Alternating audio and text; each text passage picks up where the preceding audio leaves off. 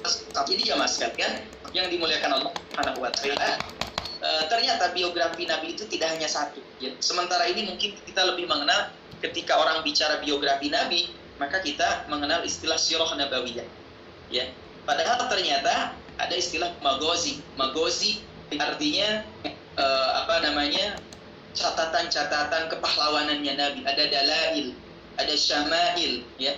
Nah, dan yang akan kita pelajari hari ini adalah syama'ilun Nabi atau syama'ilul Muhammadiyah, kepribadian, kesempurnaan dari mulai fisik, karakter, kepribadian, akhlak dan adab yang dimiliki oleh Rasulullah Muhammad SAW. Nah, kenapa bahkan di beberapa pesantren, di beberapa lembaga ya, syama'il ini menjadi kurikulum wajib ya. Kenapa tujuannya? Supaya kita makin mencintai Nabi.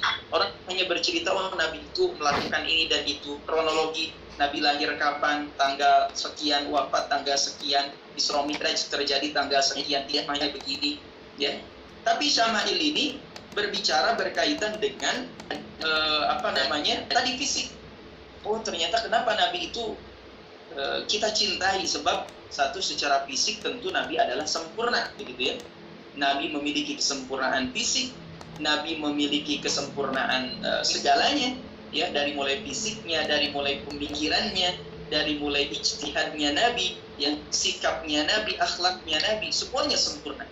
Makanya Allah memuji di dalam Al-Qur'an ya, kata Allah, wa innaka la'ala khuluqin 'adzim, dan sesungguhnya engkau Muhammad sungguh la'ala khuluqin 'adzim, memiliki akhlak yang sangat agung.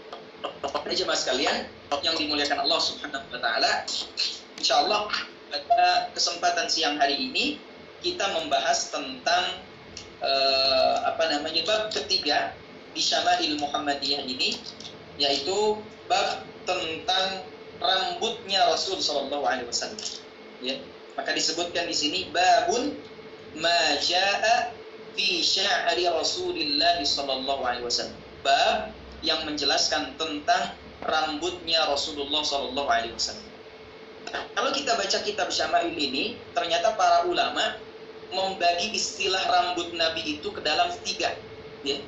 Saya ulangi lagi, bahwa para ulama membagi istilah rambut Nabi ini menjadi 3. Aqsamu sya'ar fil lughah. Ada bagian-bagian atau pembagian istilah rambut menurut bahasa dalam hadis. Ada yang pertama disebut dengan wafroh. Ya, yang pertama ada yang disebut dengan wafroh. Apa itu makna wafroh? Wafroh maknanya adalah rambut ya yang sampai kepada daun telinga. Sampai kepada daun telinga. Jadi kalau rambut panjangnya sampai kepada daun telinga kita, ini disebut dengan wafroh. Yang kedua, rambut Nabi itu disebut dengan istilah limmatun. Yang pertama wafratun, wafroh. Yang kedua disebut dengan limmatun. Limmah atau limmatun ini bermakna lebih dari 2 telinga, melebihi 2 telinga. Ya, wafroh itu sampai kepada ujung telinga, ya daun telinga kita. Ini namanya rambut Nabi segini, ini namanya wafroh. Kadang-kadang Nabi itu dilihat oleh para sahabat disebut dengan limmah, lebih dari daun telinga, ya. Dan kadang-kadang disebut dengan jummatun. Ini artinya sampai bahu. Makanya riwayat-riwayat tentang berapa panjangnya rambut Nabi, ya, berapa panjangnya rambut Nabi itu ada 3 riwayat, ya. Ada perbedaan. Mungkin Imam Ibnu Katsir menjelaskan di sini. Beliau mengatakan dalam kitab Al-Bidayah wan Nihayah, kata beliau, jadi riwayat-riwayat tersebut tidak menafikan riwayat yang lain. Kadang-kadang sahabat itu melihat Nabi dari bagian depan, kadang-kadang sahabat itu melihat Nabi dari bagian pinggir, begitu ya, dari kanan atau dari kiri. Kadang-kadang sahabat itu melihat Nabi dari belakang, ya. Maka istilah, saya ulangi lagi, ada wafratun, ini rambut Nabi sampai daun telinga, ya. Yang kedua ada istilah limmatun, lebih dari daun telinga. Yang ketiga ada istilah jummah. Jummah artinya sampai kepada bahu. Ya. Jadi ada 3 riwayat tadi. Sahabat ada yang mengatakan rambut Nabi itu sampai daun telinga saja. Ada yang mengatakan rambut Nabi itu sampai melebihi daun telinga. Ada yang mengatakan terurai sampai bahu. Jadi ternyata Nabi itu rambutnya panjang. Ya kalau mungkin hari ini gondrong Nabi itu ya. Memang kata beberapa ulama di sini mengatakan bahwa memang ada kebiasaan pada waktu itu, ya kebiasaan manusia pada waktu itu, memang laki-laki itu rambutnya panjang, ya maksudnya ya rambutnya panjang. Makanya kalau kita lihat film-film kolosal yang jadi film-film yang latar ininya ya zaman dulu gitu ya, biasanya rambutnya panjang-panjang. Lihat aja kalau kita pernah melihat film Umar bin Khattab begitu ya, itu rambut sahabat itu panjang-panjang, di situ dijelaskan. Itu bukan hanya berdasarkan asumsi, tapi memang riwayatnya seperti itu, ya. Tapi tetap memperhatikan kerapihan, memperhatikan keindahan, wanginya, ya. Jangan udah panjang nggak pernah keramas, gitu ya.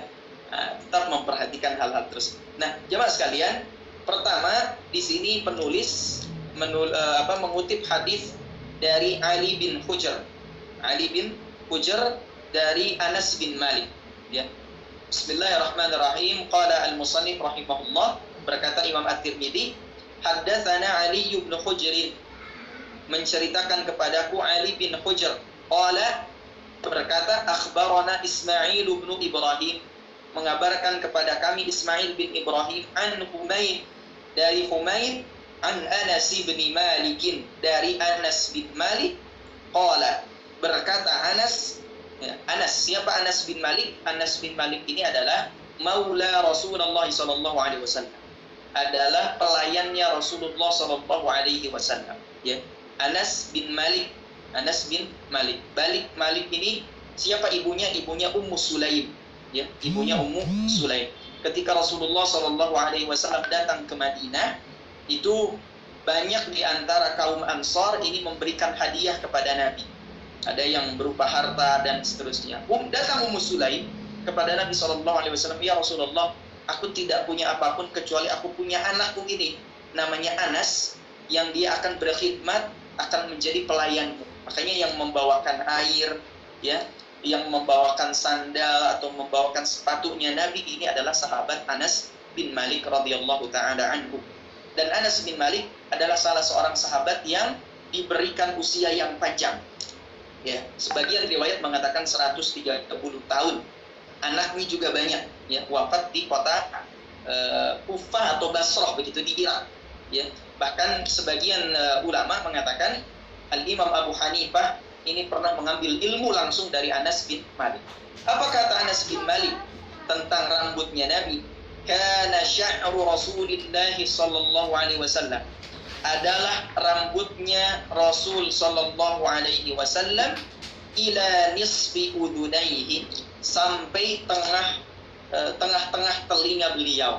Ila nisfi udunaihi, jadi sampai sini. Ini berdasarkan riwayat Anas bin Malik, ya. Jadi kata pensyarah, anna fi hadzal hadits anna sya'ra sallallahu alaihi wasallam kana yablu ila nisfil udunain. Hadis ini menyatakan bahwa rambutnya Nabi itu sampai sampai pertengahan telinganya, ya. Wajah fi ba'dil ahadits anna sya'rahu kana jummatan. Tapi dalam sebagian riwayat disebutkan bahwa rambutnya Nabi itu jummah, terurai sampai kepada bahu. Wa huwa ma yadribu al-kataba min asy-sya'b. Ya, yang disebut dengan jummah itu sampai kepada bahu. Makanya tadi saya sampaikan di awal bahwa istilah rambut Nabi itu, ya, para ulama membaginya menjadi 3. Ada yang disebut wafroh, sampai daun telinga. Ada yang disebut dengan limmah, melebihi daun telinga, ya. Ada yang disebut dengan jummah, sampai kepada bahunya Rasul SAW. Nah, ini hadis dari Anas bin Malik yang menjelaskan kepada kita bahwa rambutnya Nabi SAW ini sampai pertengahan telinga, ya. Jadi ini mungkin melihatnya Anas dari pinggir atau dari belakang. Atau mungkin kadang Rasulullah SAW juga memotong rambutnya, ya. Sebagaimana kata para ulama, ya, para ulama di sini menyebutkan bahwa Imam Ibnu Katsir, ya, wala munafat bainal halain, dan tidak ada penapian antara dua hal tersebut, baik itu sebahu atau dan lain sebagainya. Fa inna sya'ra taratan yadul wa taratan yuqassar, ya. Karena apa? Karena kadang-kadang rambut itu panjang, kadang-kadang pendek. Ya. Rambut kita kalau dicukur kan dibotakin, pulang umroh dibotakin, panjang lagi nggak panjang lagi. Nah, ini karunia dari Allah, alhamdulillah kalau rambut itu jadi panjang lagi. Ya. Beda dengan gigi itu kan nggak panjang lagi. Kalau gigi jadi panjang ya bahaya. Ya. Tapi kalau rambut kuku itu jadi panjang lagi. Nah, ini ada riwayat pertama, kata Anas bin Malik bahwa rambutnya Nabi SAW sampai pertengahan telinga. Kemudian di hadis yang lain dari Aisyah Ummul Mukminin, ya, sanadnya Imam At-Tirmidzi meriwayatkan haddatsana Hannan bin Sarri, menceritakan kepada kami Hannad bin As-Sarri. Qala akhbarana Abdurrahman bin Abi Zinad, menceritakan kepada kami Abdurrahman bin Abu Zinad an Hisham bin Urwah, dari Hisham bin Urwah, an abihi, dari ayahnya, an Aisyah radhiyallahu anha, dari Ummul Mukminin Aisyah radhiyallahu anha. Salah satu istri yang paling dicintai oleh Nabi adalah Aisyah radhiyallahu anha. Apa panggilan Nabi ke Aisyah? Humairah, ya. Ya Humairah. Atau kadang Nabi juga memanggil dengan ya Aish. Kadang Nabi itu menyingkat. Abu Hurairah kadang dipanggil dengan ya Abahir. Aisyah dipanggil ya Aish. Nah, di rumah kita panggil apa istri kita? Ya. Ya, jadi harus ada panggilan khusus buat pasangan kita. Nah, itu bagusnya ada panggilan khusus. Jangan terlalu mainstream, ya, dipanggil bunda, ayah, bunda, ibu, bapak gitu, ya. Nah, jangan. Bagusnya ada panggilan khusus. Panggilan ya khusus lah buat pasangan kita. Ya, apa kita manggil kadang-kadang di rumah apa? Ya Hajar Aswad, gitu ya. Ya Hajar Aswad, Hajar Aswad batu hitam, gitu ya. Pokoknya ada panggilan khusus. Begitu pula Nabi kepada Aisyah radhiyallahu anha ada panggilan khusus. Nah, hadis ini, cerita ini dari Aisyah radhiyallahu anha pun ini. Apa kata Aisyah? Kuntu aghtasilu ana wa Rasulullah sallallahu alaihi wasallam min ina'in wahid. Kata Aisyah radhiyallahu anha, adalah aku mandi bareng bersama Rasulullah sallallahu alaihi wasallam min ina'in wahid, dalam satu tempat. Ya. Jadi di antara sunnah pasangan suami istri, ya, kalau sudah menikah, sebagaimana disebutkan oleh para ulama di sini, adalah apa? Fihi dalilun. Disebutkan di sini fihi dalilun. Ini adalah dalil, bukti ala jawazi ightisal az-zawjain min ina'in wahid. Dalil ini membuktikan bahwa bolehnya pasangan suami istri untuk mandi bareng. Karena Rasulullah dan salah satu istrinya Aisyah radhiyallahu anha juga melakukan mandi bersama-sama. Kemudian apa kata Aisyah? Wa kana lahu sya'run, dan adalah rambutnya Nabi sallallahu alaihi wasallam fawqal jummah, di atas bahu, ya.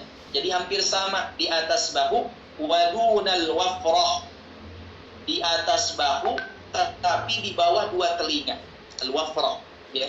Jadi kata Aisyah radhiyallahu anha, di atas bahu dan tidak sampai ke dua daun telinga, sama seperti riwayat Anas bin Malik. Nah, ini menceritakan tentang rambutnya Rasulullah sallallahu alaihi wasallam. Hadis lain juga misalkan dari Al-Bara bin Azib, karena Rasulullah sallallahu alaihi wasallam, adalah Rasulullah sallallahu alaihi wasallam marbu'an. Marbu'an ini bentuk postur tubuhnya, fisiknya Nabi marbu'an, proporsional. Makanya di pertemuan-pertemuan awal saya sampaikan ketika di masjid, Nabi itu tidak tinggi, tidak pendek, ya, tidak kurus, tidak juga gendut, ya, tapi marbu'an, proporsional Nabi itu. Ba'ida ma bainal mankibaini, dadanya bidang, ya. Jadi kalau kita punya dada bidang itu sunnah Nabi, sunnah Rasul, gitu ya. Kemudian wa kanat jummatuhu, dan adalah rambutnya. Nah, kalau hadis Bara bin Azib mengatakan rambutnya Nabi itu jummatuhu, sampai kepada bahu, tadribu syamhata udunai, sampai menyentuh kedua telinganya. Ya, ini dari Bara' bin Azib. Bahwa sebagian riwayat tadi mengatakan bahwa sampai telinga, sebagian riwayat melebihi dua telinga tapi tidak sampai bahu. Riwayat yang lain mengatakan sampai bahu. Ya, ada istilah wafrah, limmah, jummah.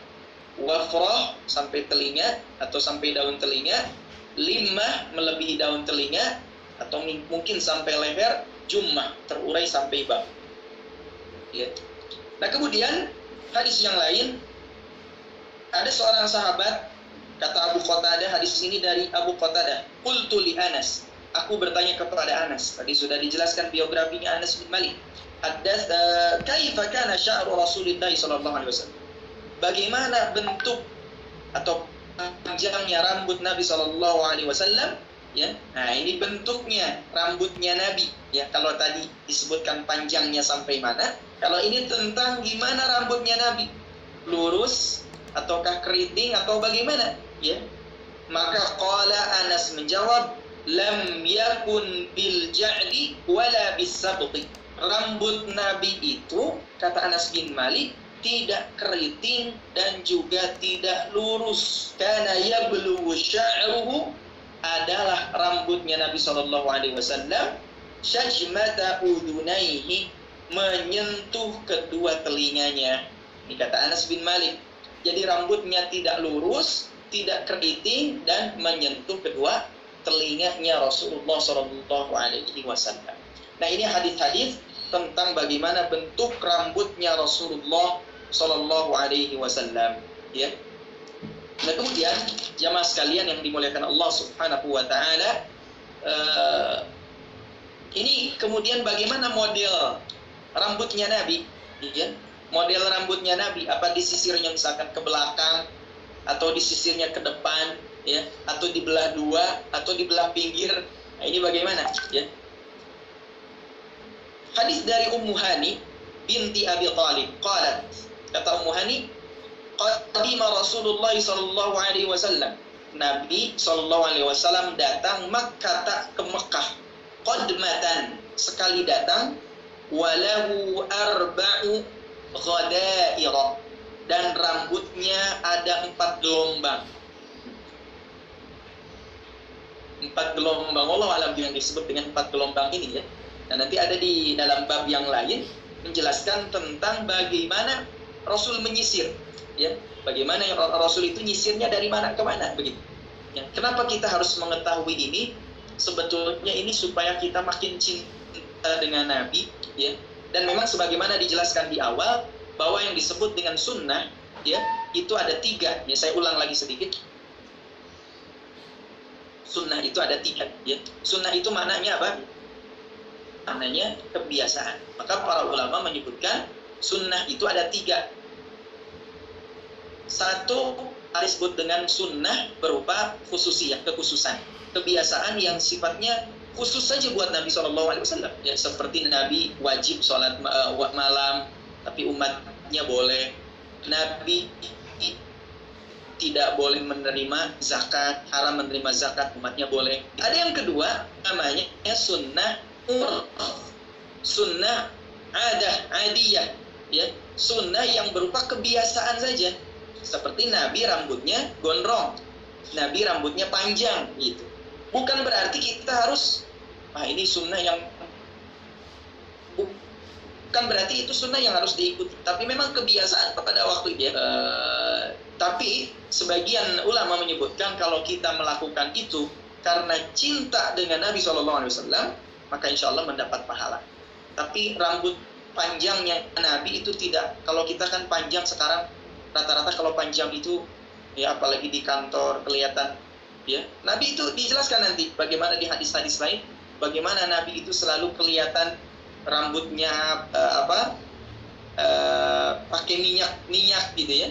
Kemudian selalu disisir rapih, ya.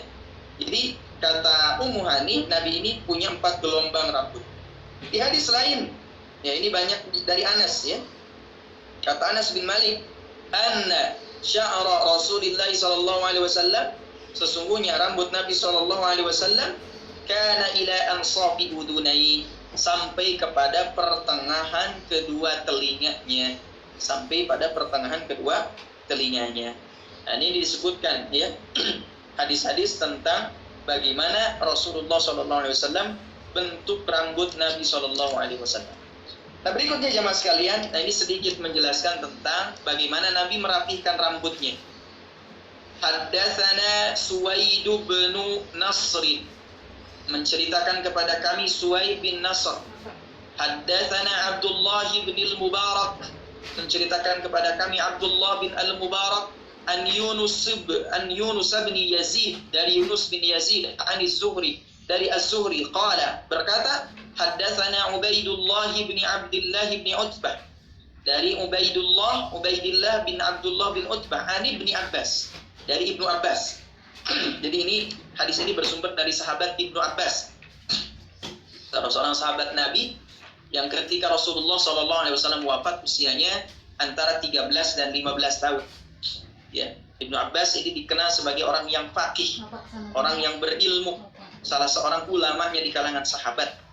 Diberikan dua gelar, ya. Satu, turjumanul Quran, penerjemah atau mufassir Al-Quran. Makanya kalau kita lihat tafsir-tafsir klasik biasanya mengutip pendapat dari Abdullah bin Abbas, ya. Yang kedua, Ibnu Abbas ini diberikan gelar hibru hadhil ummah, tintanya umat ini. Kenapa? Karena dulu Ibnu Abbas ini pernah didoakan oleh Nabi. Apa doanya?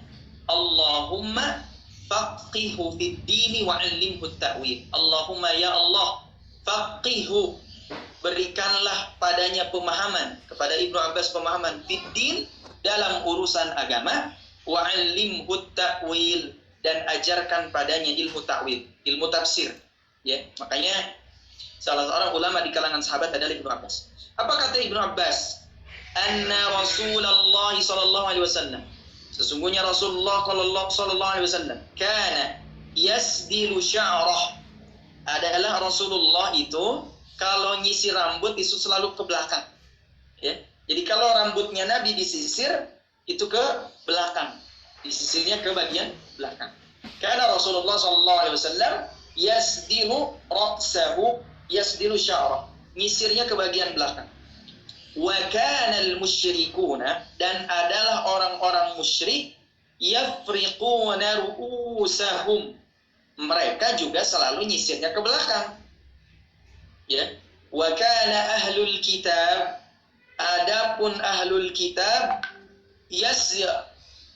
yasdiluna ru'usahum, yasdil artinya, ya kalau lihat di sini yasdil itu sebagaimana dijelaskan, ya, kata Ibnu Abbas, rambutnya ya ke arah belakang, ya. Adapun orang-orang musyrik, yafriquna ru'usahum, mereka nyisirnya ke bagian kanan dan kiri, jadi dibelah dua, ya, ke kanan dan ke kiri. Jadi kalau Nabi ke belakang, kalau orang musyrik ke kanan atau ke kiri. Wa kana ahlul kitab, kenapa Nabi waktu itu nyisirnya ke arah belakang? Karena Nabi ahlul kitab itu orang-orang Yahudi dan orang-orang Nasrani, yasdiluna ru'usahum, mereka menyisir rambutnya juga ke arah belakang. Ya. Kenapa Nabi wa kana, dan adalah Nabi yuhibbu, mencintai muwafaqata ahlil kitabi fima lam yu'mar, senang untuk menyamai ahlul kitab terhadap apa-apa yang tidak diperintahkan atau tidak ada larangannya, fihi bisyai'in, terhadap sesuatu hal. Kenapa? Selama tidak ada larangan atau tidak ada perintah dari Allah untuk menyelisih ahlul kitab, maka Nabi senang untuk menyamai mereka dalam beberapa hal. Tentu dalam hal ini bukan dalam urusan ibadah, ya, tapi dalam hal-hal yang sifatnya dunia. Kenapa? Karena ahlul kitab itu adalah mereka yang diberikan Alkitab, ya, diturunkan kepada Nabi mereka Alkitab. Hanya kemudian mereka melakukan distorsi terhadap kitab itu. Ya, summa faraqa Rasulullah sallallahu alaihi wasallam ra'sah. Tapi kemudian Nabi menyisir rambutnya ke arah kiri dan ke arah kanan, sebagaimana dulu dilakukan oleh orang-orang musyrik.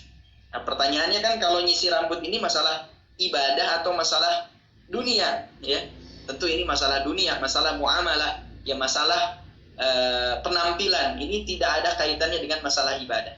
Intinya dalam ibadah itu, atau dalam yang menjadi ibadahnya apa? Ketika rambut kita rapih, ketika rambut kita bersih, enak dipandang, ya, good looking, begitu ya. Kalau dipandang itu enak, kalau dipandang itu indah. Ya, itu intinya. Mau ke belakang, mau ke depan, ya, bagaimana indahnya? Mau dibotakin, mau gondrong, bagaimana indahnya, gitu ya. Nah, maka di sini jamaah sekalian yang dimuliakan Allah, ini menjelaskan bagaimana dulu Nabi awalnya nyisirnya ke belakang, sebagaimana ahlul kitab, ya, dan menyelisih orang-orang musyrik, karena orang musyrik itu ke kiri atau ke kanan, dibelah dua, gitu. Tapi kemudian Nabi, ya, menyisirnya juga ke bagian kiri dan ke kanan. Nah, baik jamaah sekalian yang dimuliakan Allah Subhanahu wa taala, ya. Tadi Pak Fauzi menyampaikan, Ustadz Fauzi menyampaikan sampai jam 13:10. Mungkin kalau ada pertanyaan terlebih dahulu, kurang lebih ada 9 menit lagi, ya. Kalau ada pertanyaan silakan. Kalau tidak ada pertanyaan, mungkin saya lanjutkan beberapa hadis lagi tentang rambutnya Nabi SAW. Silakan mungkin para jamaah kalau ada pertanyaan, baik yang berkaitan dengan tema yang disampaikan pada siang hari ini atau mungkin di luar tema juga, saya persilakan.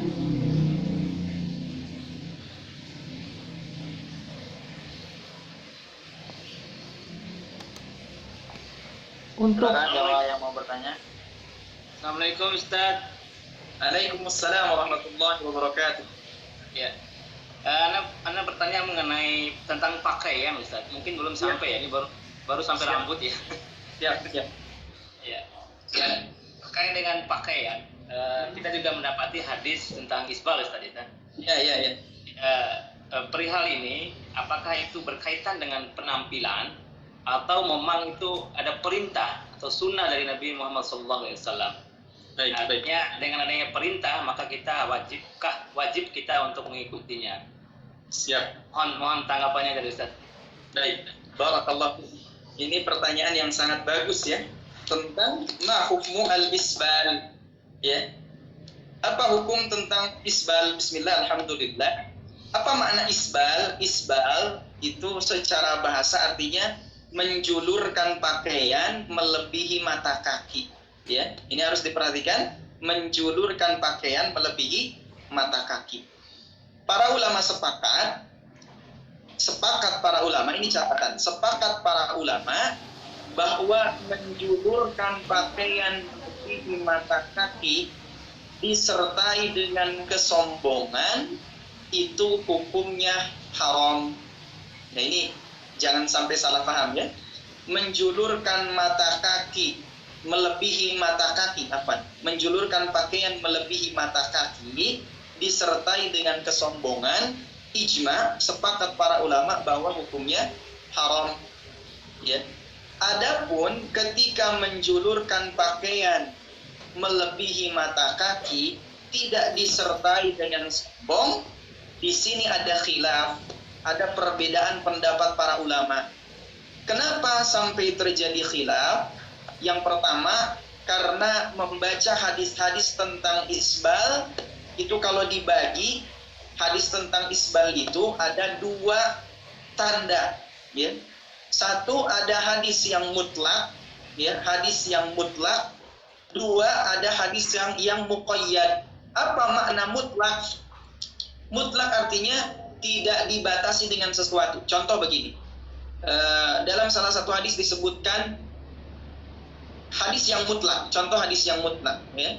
Di antara perintah Allah tidak akan melihat seorang hambanya di hari kiamat. Siapa salah satunya? Di sini disebutkan al-musbil, orang yang isbal, artinya orang yang menjulurkan pakaiannya. Apa alasannya? Tidak disebutkan di dalam riwayat tersebut. Itu hadis tersebut disebut dengan hadis mutlak, tidak dibatasi dengan sesuatu. Yang kedua, ada hadis muqayyad.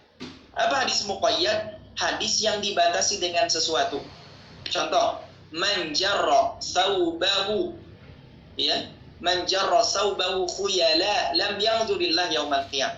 Siapa yang menjulurkan pakaian yang melebihi mata kaki khuyala karena kesombongan, maka Allah tidak akan melihat, memperhatikannya pada hari kiamat. Di situ disebutkan, ya, apa alasannya dia menjulurkan mata kaki? Sebab ada kesombongan dalam hatinya. Makanya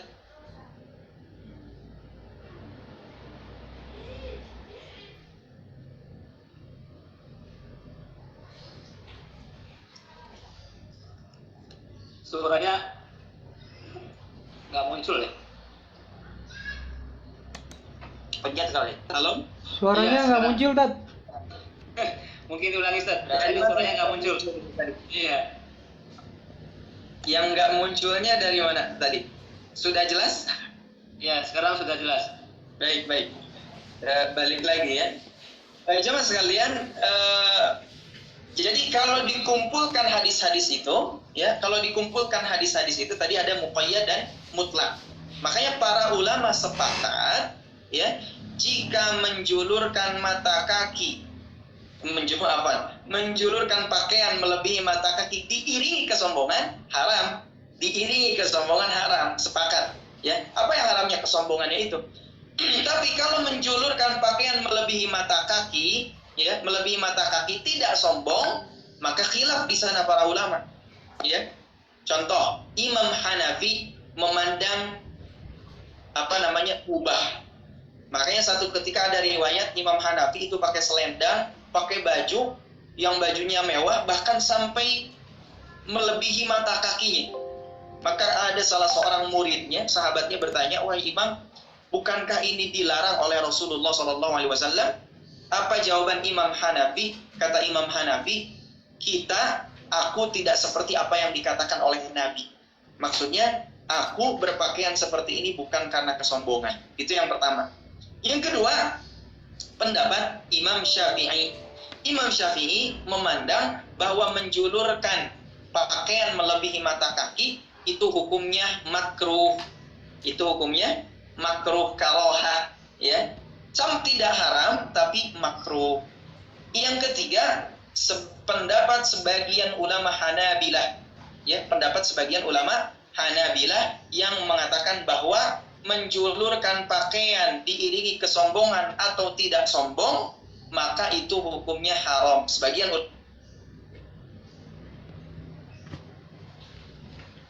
itu berpendapat demikian. Tapi sebagian ulama Hambali yang lain menganggap sama dengan Imam Syafi'i bahwa itu hukum.